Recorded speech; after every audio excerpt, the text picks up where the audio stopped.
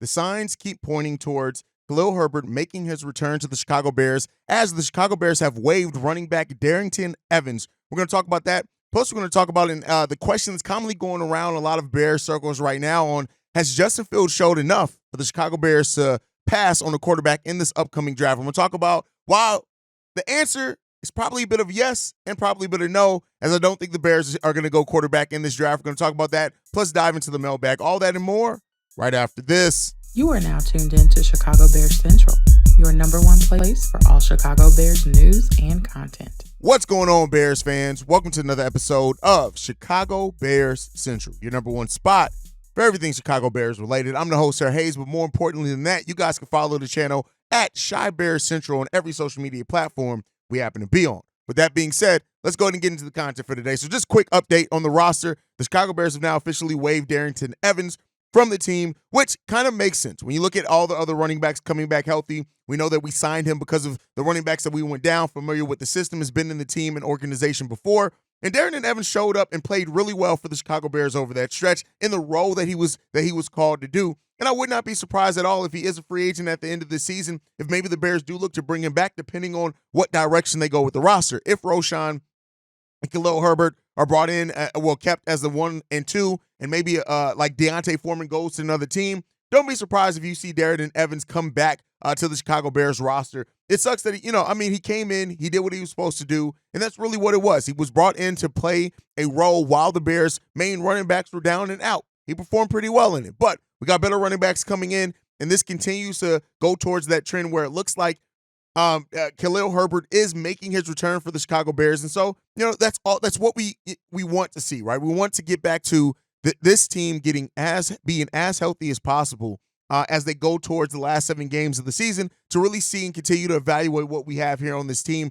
for players that are shaped up to be a big part of the Chicago Bears' future. So we end up seeing with that. Deontay Foreman has been a player that's really shined and just reminded everybody what he can, and the fact that he still has skill in this NFL, and I'm glad for him. I think that Deontay Foreman is probably going to get paid. I don't think that comes from the Chicago Bears this offseason, especially as they have Khalil, as they have Roschon, but Deontay Foreman is definitely probably going to get paid, and I hope that he does, right? With that said, like I said, I just wanted to give that update. We missed it yesterday. Didn't get a breaking news update out for you guys, so there you go on that one. Now, with that said, a lot of the conversation with Justin Fields returning keeps being, and has been for the most part of the season, is what are the Bears going to do with their picks? Right now, slated to have the number 1 and number 5 pick, I think is where it falls in this upcoming draft. Well, how the records are right now, that's still fluid until we get closer to the end of the season. But the Bears are slated to have 2 top 5 picks, at the bare minimum top 10. I don't think the Bears went enough to drop that far, though, right? And so it's made the question, and a lot of people are asking now,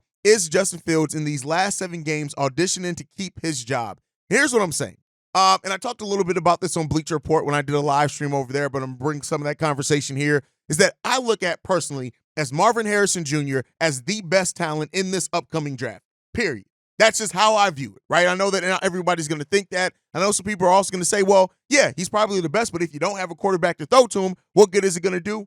And hey, can't knock you on that one. But the way that I look at it and view is that Marvin Harrison Jr. is the best talent in this draft, period. I think that he's the best talent in college football. I think you also look at kind of his mindset, his mentality, how he works, that he's a player that you can also feel comfortable to hit the peak of that ceiling that you view. And so in my opinion, even if the Bears do end up with the number 1 overall pick, unless they, depending on how the other draft selections work and the teams that are beneath you, I think the Bears should just go ahead and take Marvin Harrison Jr. And I think that if you continue to shore up some of the issues on this team with that offensive line, because, again, I also think that you can go tackle with a top 5 pick in Olu, who's there, Joe Alt, who's there. You can absolutely shore that up further as well, or you can go edge, depending on where other things fall. Also in this draft, Latu from UCLA is an edge that I like as well. But I think you keep shoring up those trenches, and then even if you do eventually have to move on from Justin Fields and he proves not to be the guy,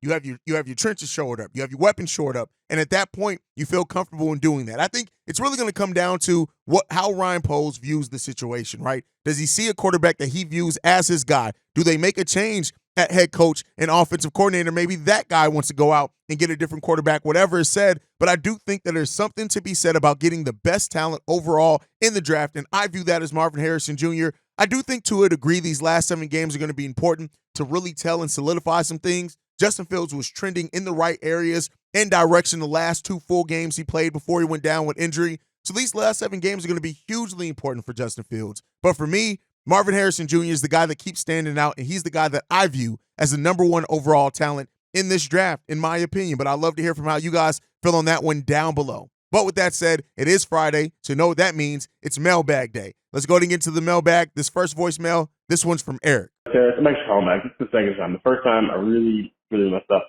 But I actually want to get into a lot of what the media has going on when it comes to Justin Fields and saying that he hasn't shown that he can be a good quarterback. I was watching Speak, and they talked about how Justin Fields hasn't shown enough through his first 3 years how he could be a winning quarterback in this league. And I questioned how can this really be his 3rd year if for most of his first season he wasn't starting, he was sitting behind Andy Dalton. His second season he did start, and his 3rd season, which isn't even isn't even over yet. There's still 8 weeks left in this season, 7 games left, and the media is throwing out all of these hate for Justin. I don't understand what's going on. I don't understand why they're saying this, why they're doing this, but it just seems like they're so uneducated and they're not watching the game, especially considering Acho said Justin Fields is injury prone, considering he's had 2 small injuries. Like, that's insane. Justin Fields is injury prone, but not Justin Herbert. Like, if you're going to call Justin Fields injury prone, you have to call Justin Herbert injury prone, considering he's been out, or he did sit out. Like, that's so crazy because they judge him so harshly, but then not these other quarterbacks. But at the same time, bear down. Those are just some of my thoughts. I think the media is trying to hype up the Bears as failures, and that's not the case. This is a bad season. It was never going to be a winning season, but bear down anyway. The media and Justin Fields' doubts. Here's what I'll say. There is some merits to be said about the doubts around Justin Fields in the media. As much as I still like Justin Fields, I'd be remiss to not say that there aren't reasons to have doubt around Justin. There are. And I think that that's for most quarterbacks, though, who've gone through what Justin Fields has gone through. Yeah, you have some surefire things way earlier. I think also you probably have a better and tighter coaching situation and roster situation at that point, but there still are reasons to have doubts around Justin Fields. I can't act like they're not. There are valid reasons to have doubts. I think ultimately when it comes down to it, though, some of the way that the conversation is around Justin, especially when the Tyson Bagent and he stepped in, some of that is all sensationalism, right? It's wanting to get the headlines. It's wanting to do those type of things. And you already know how I feel about the national media. It's why I double down on people like Justin Other Year Chicago, Swifty Sports, right? Rather than go to the national media for the conversation around the Bulls because it's stupid. So, that's where I come. Justin does have doubts, but listen, it is up to Justin to silence those doubters. And I do think that he still has a lot of progression naturally to do, but there's still a lot to like about Justin Fields as well as a quarterback. I think he came into a unique situation as well. With Chicago fans, we are thirsty for a quarterback because we've never had what we look at as a true franchise quarterback that's getting us on these deep playoff runs and making us contenders. And a lot of Bears fans are very thirsty for that. And any type of thing that shakes that, they're ready to give up on that quarterback. We'll see what the front office ends up thinking when it's all said and done. We'll end up seeing. All right, let's get into the next voicemail. This one didn't leave his name, but it's from the 312. What's up, Hayes? What's up, team? I want to thank y'all for allowing everybody to express themselves as fans on this platform. Is really like clutch. I be talking a lot about them, but yeah, I got a theory. Now, I ain't trying to jinx nothing, knock on wood, but just hear me out. So I was watching this video on YouTube, and it was like the top 10 defenses, or not the top 10. What did the top defenses from 2010 do? Like, did they make the Super Bowl or whatnot? So they went from 2010 to now. And then they got to 2012. Y'all know who the top defense in 2012 and 2013 was. The Legion of Boom. And 2012, they didn't really do nothing in the playoffs. And in 2013, they just went on a whole nother level. Y'all know what happened. But this is what piqued my interest. They was like one of the greatest secondaries of all time. And they was all 24, 25-year-olds. Richard Sherman, Cam Chancellor, Bobby Wagner, the other dudes, all young as shit, all developing together. And you see what they did. And I'm just thinking like Jaquan Brisker, Kyler Gordon, Jalen Johnson, Tyreek Stevenson, Eddie Jackson if he stay. If not, I ain't gonna cry. But shit, even the Terrell Smith, like they all 20, 425 or younger, except for Eddie Jackson old ass. And then we got Sanborn, Edmonds, TJ Edwards. Like, I know it's wishful thinking, but all we can really get excited about as Chicago Bears fan is potential. And it sounds pretty similar. It's a lot of similarities to these Bears teams to a lot of teams that had success. I heard on the radio once they was comparing them to the Cowboys in the 90s when they had Troy Aikman. They was like, Troy Aikman's first 4 years were terrible, and then they were 3 and whatever, and they just built that team through the trenches, and they won like 2-3 Super Bowls. I don't know the exact numbers, but I'm like, hey, that's kind of us. Or you could compare us to the Lions the past couple of years. The Lions just had a year up on us when it comes to the rebuild, but it's all looking similar there too. So I don't know, man. It's a lot of potential, and I just want to hear y'all thoughts about it, man.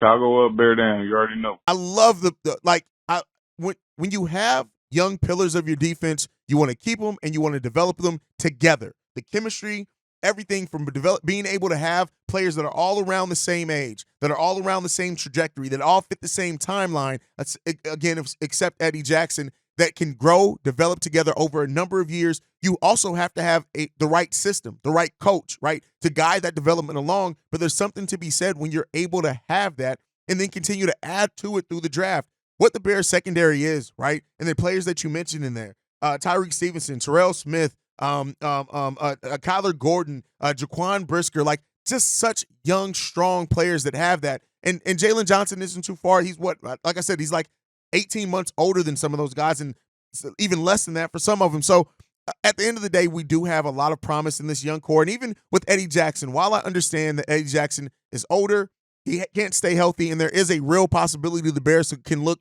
to move on from him. There's also something to be said that the Bears could look at different safety prospects and then keep Eddie Jackson for that last year, and then hoping the next year that the safety that they draft in this upcoming draft steps into that position, which is a possibility. So I like what you said. Even like you said, you mentioned Jack Sanborn, Javon Dexter, right? Like these are all young guys that we have, and if we drafted the right guys and we feel like they are right, we just need to change the coaching staff for the system.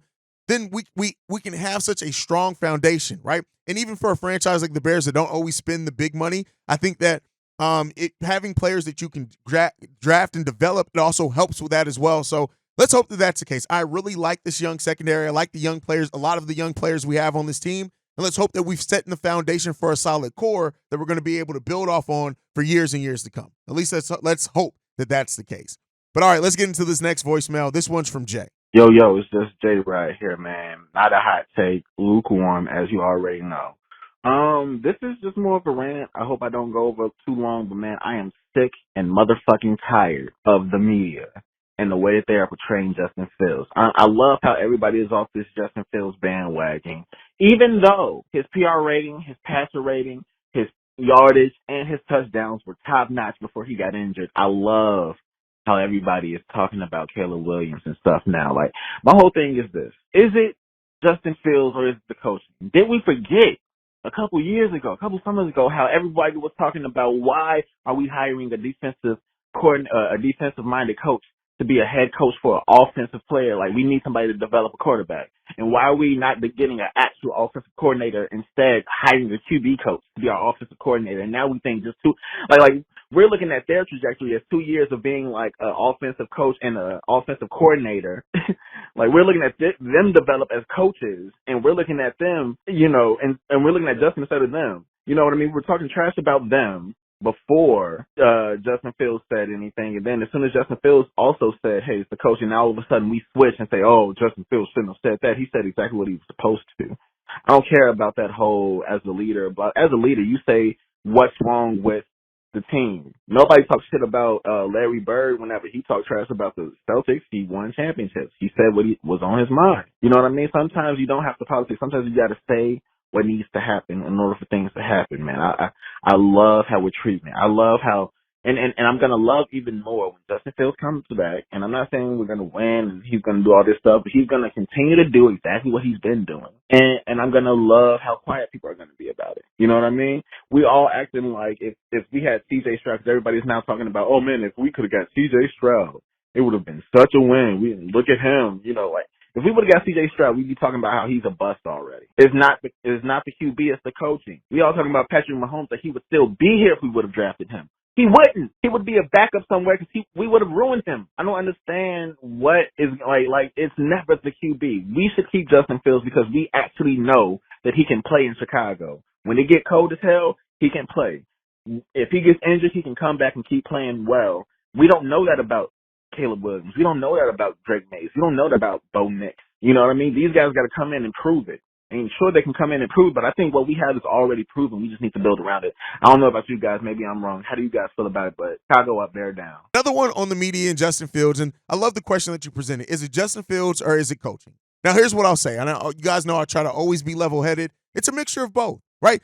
You can say that the coaching here has not put Justin Fields in the right positions, or maybe has hurt his development more than helped it. But also, you can also say that Justin Fields also has things that he has fallen short on, that he still needs to show and prove that he can correct consistently and at the right level. So I think it's a mixture of both. Coaching hasn't helped, especially when you have somebody like Luke Getsy, who is a terrible play caller. It doesn't help. But I also think that Justin has things that he needs to do, tighten up on his own game, trust himself. That's why after we heard Justin say, I'm just going to go out there and play my game, I think that we did see him. He was more decisive. He was a better quarterback, still using his legs to extend plays and running where he can.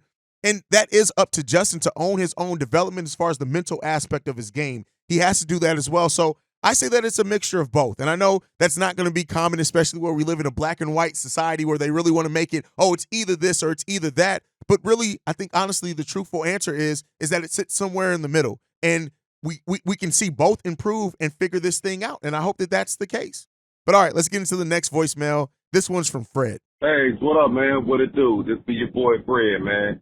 Hey, I'm calling, man, and I just want to know, man, like, hey, you think Fields gonna come out and get on the run these last couple of games? Because now he probably see how to, you know what I'm saying, like, since he been out, he had no chance to sit back and look like what he want to do with the offense now. Because, yes, like, you know, to me, I feel like nothing against Tyson Bagent or none of that. You know, he's a good backup. But Jesse, to me, like I said it before, I feel like he tried to sabotage Fields. And then on top of that, this man is not Aaron Rodgers. You cannot make somebody the type of quarterback that you coach back from an old team. You let that dual threat quarterback play to his strength and let him open up that motherfucking playbook. You know what I'm saying? Like, it'll make you look like a fucking genius. But Luke Getsy don't want to look like a genius. He want to look like an idiot because he's an arrogant ass offensive coordinator. Now, Matt Eberflus, I feel like kind of want him to go because he just don't fit the narrative of the team. Like he doesn't. You know what I'm saying? So I'm hoping these guys pull an upset win on Detroit. Because honestly, I don't think Detroit as good as everybody knows to get them credit for. So let's see. I want to see Fields and DJ, you know what I'm saying, get back to being, you know, that dominant receiver he can be. Because when I watched that game against the Panthers, you see the frustration on his face, like, you know, with Tyson Bagent, because DJ want to go deep, you know what I'm saying, and Fields, you know, he give us that, you know what I'm saying, because Bagent doesn't have no strong arm. So let's see what these dumbass coaches do. If they gonna come out calling the right players, put players in the right position, and play their strength to get this win. Because if not, we already know what the problem is. And if people keep talking, oh, they should draft a quarterback. I tell motherfuckers, man, get the fuck up out of here with that shit. Justin Fields is not the problem. Only thing Fields got to work on that should have been coached is him holding that ball and hitting his receivers. That's it. Which they haven't even coached him on that shit, though. We don't need another quarterback. I watched these games last week, man. And, I mean, Drake May, he's all right, but why go with a rookie quarterback if you damn near, like, few pieces away? Build around Fields, you know what I'm saying, like, get Marvin Harrison Jr., get another tackle, whether it's in the draft, or a veteran, you know, left tackle that's solid, you know what I'm saying, that can hold his own as well, that you really ain't got to spend that much, man. And we get us another center, and we'll be all good, though. But hopefully these cocksuckers make the right play calling and put the players in the right position to, you know what I'm saying, succeed. But let me know what you think, man. Chicago up, bear down. Can Justin come out and get on a run? That's the question that everybody's asking. Can he? And I think that when you look at, and that's why I had the video earlier in the week where I said Justin Fields is coming back to a much better situation than what he originally left the Chicago Bears in. The defense is better. The offensive line is fully healthy, right? Cole Kmet has gotten in the rhythm, right? Those things can all help Justin Fields come back and be in a more solid position. And to the point, he's now had chances to watch on the sidelines. And so hopefully that also helps him come back, be a little bit more poised, be a little bit more decisive, because he's been watching what this team has done well or done badly, and hopefully he sees where he can fit in that a little bit more. His ability to throw down the field better than Tyson Bagent as well. Let's hope that comes in and that helps the team. But I do think that right now he is stepping into a better situation, and it's on him and the coaches as well. But it's on to him to come in and really show kind of those things that he left off showing that we want to see a little bit more consistently. These last 7 games, all eyes are going to be on Justin Fields and what he can be. And we're going to see. Hopefully he shows it. All right, let's get into the next voicemail. This one is from Marifa Assad. Bobby, C-Dub, hey, good cognac boys. What's happening, fellas? Justin Fields is back, man. And so is your man, Marifa Assad. Black yet again, baby. Here I am, back in the flesh. Listen, man, it's so good to have Justin back on the field, man. It feels so good, man. Listen, the boys are coming back more healthy again, and they're about to circle the wagon with their leader, Justin Fields, at the helm, going throwing them balls, and he's going to be throwing the ball touchdowns and throwing touchdowns, man, down the field, man. Justin had to sit on the sideline for 4 weeks, man, and watch this basic kid come in and take the shine from him. He heard all of the noise. He was listening to all the ESPN screaming A. Smith, Chris Canty, talking about some Justin needs to sit down and he don't need to play for Chicago no more. Justin heard all of that stuff, man. Chris Collinsworth talking about some Justin can learn from David while watching his film, and I'm like, what in the world? He heard all of that stuff, man, that Boomer Esiason was saying that if Basic keep playing well, that Justin can't go get his job back. Now, come on, man. I'm going to tell you something, man. Justin is back, and I'm feeling good. Listen, man, I'm going to tell you something. Justin about to turn the skeptics into believers. Now, pressure do one or two things now. It either bust a pipe or it create a diamond, baby. And these last 7 games, Justin know and Eberflus know that his back and his coach's back is against the wall, man. They're going to have that number 1 pick. And everybody in the world is saying they need to go ahead and pick a quarterback in the draft. But listen, Justin can change the whole narrative by playing well these last 7 games. And he's going to do just that. Justin is about to remind the entire league that he's a star. And watch how he come out. And then once he proves that he's the star in Chicago, you're going to see that the media, their narrative is going to change. They're going to start kissing Justin ass like it ain't never been kissed before. You hear me? Listen, man, I'm getting up out of here. I got places to go, people to see. You know what I do. But before I go, I'm going to drop my prediction.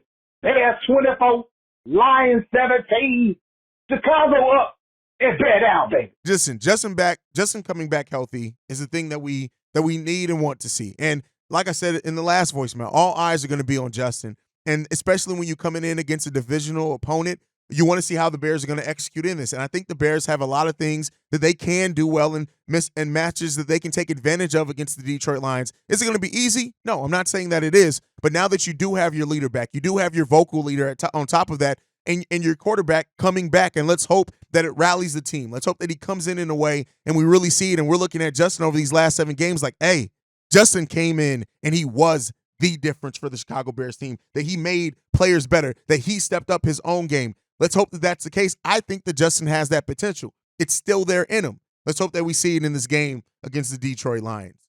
Let's get into the last voicemail for today. This one's from Barry. Hey, it's Bobby C. Hey, it's Barry here. Fellas, I got 2 calls this week. So, okay, the other thing that I got to talk about is with this Lions game this weekend, listen, if the Bears don't win this one, I'm not going to be heartbroken. It's okay. It's fine. It helps to tank it down and all that. But, fellas, there's a couple things I need to see. One is, of course, I'm pulling for JF1 to ball out and look fucking awesome, of course. Okay, second thing I want to see, in no particular order, David Montgomery shut down. This run defense has been great, but this Lions offensive line is no fucking joke, so that's going to be something to watch. Sweat's going to need to step up off the edge and fucking put the clamps on that kid. Can't have Montgomery having a revenge game. I can't fucking have it. Okay, fellas, but the biggest thing I need to see is that little fucking goblin, Amon-Ra St. Brown, the sun god. Oh, get the fuck out of here with that shit. Fellas, I need to see Kyler Gordon put the fucking clamps on that little slot goblin all fucking day long, okay?